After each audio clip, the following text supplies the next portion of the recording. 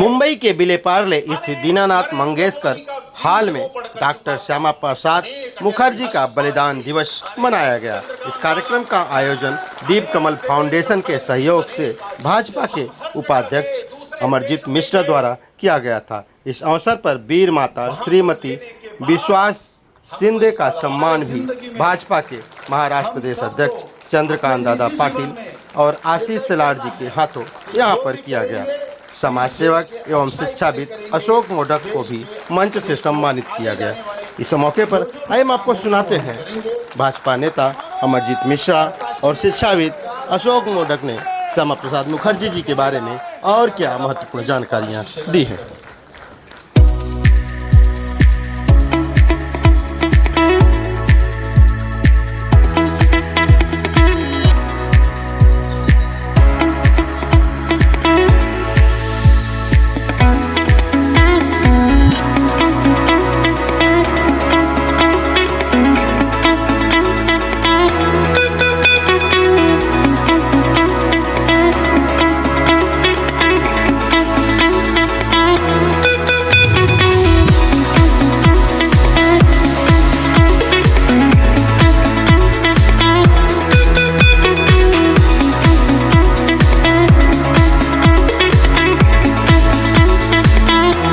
ने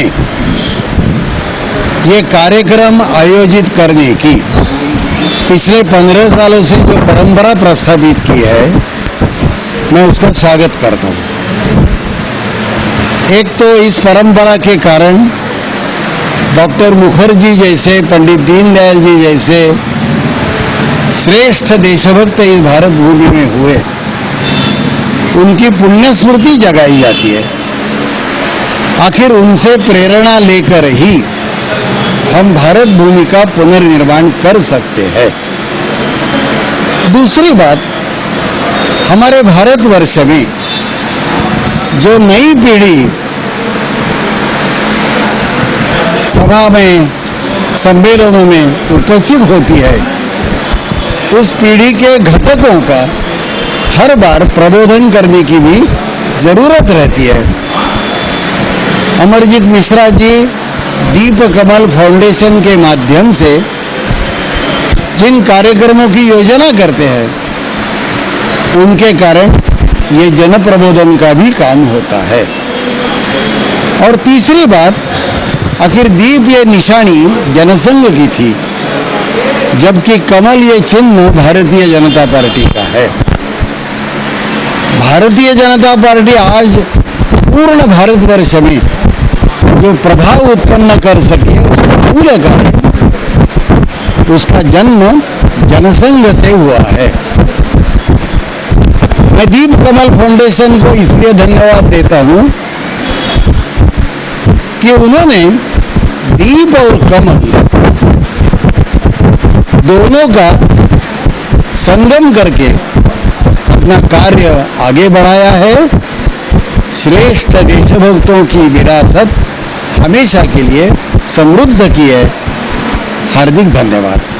स्वतंत्र भारत के पहले उद्योग मंत्री आदरणीय डॉक्टर श्यामा प्रसाद मुखर्जी देश स्वतंत्र भारत के पहले ऐसे नेता हैं जिन्होंने देश की एकता, अखंडता को अक्षुण्ण रखने के लिए अपने प्राणों की आहुति दी थी।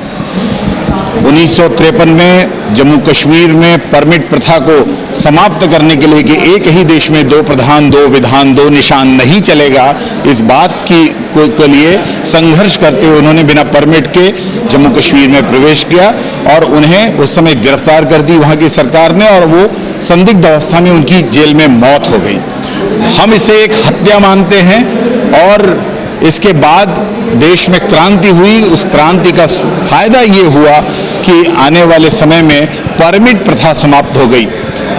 जो डॉक्टर श्यामा प्रसाद मुखर्जी के अनुयायी थे, जो आज भारतीय जनता पार्टी के रूप में उसका नेतृत्व कर रहे हैं, ऐसे आदरणीय नरेंद्र मोदी जी और अमित शाह जी के नेतृत्व में जो केंद्र में सरकार है, वो डॉक्टर श्यामा प्रसाद मुखर्जी के जो उनका स्वप्न था, उस स्वप्न को साकार करते हुए जम्मू कश्मीर से धारा 370 और 35A अनुच्छेद 35A को समाप्त कर दिया और अब जम्मू कश्मीर भारत का अभिन्न हिस्सा था। अब पूरे तौर पर वहाँ एक निशान, एक विधान और एक प्रधान मानने लगे हैं लोग। और कोई भी देश का नागरिक वहां जाकर रह सकता है, काम कर सकता है, जमीन खरीद सकता है और जम्मू कश्मीर का नागरिक भी देश की मुख्य धारा में आया है।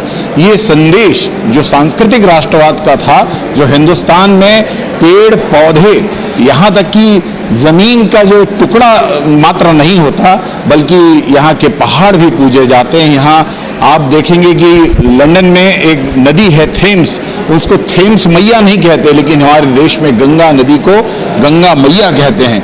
ये जो संस्कृति है, इस संस्कृति को आज भी पुष्पित पल्लवित करने के लिए ये संदेश सांस्कृतिक राष्ट्रवाद का आम नागरिक में, आम लोगों के बीच में जाए, इसके लिए दीप कमल फाउंडेशन, जनसंघ का दीप और भारतीय जनता पार्टी का कमल, इसके बीच जो लंबा संघर्ष काल था, उस संघर्ष काल से नई पीढ़ी को अवगत कराने के लिए दीप कमल फाउंडेशन एक प्रयास कर रहा है।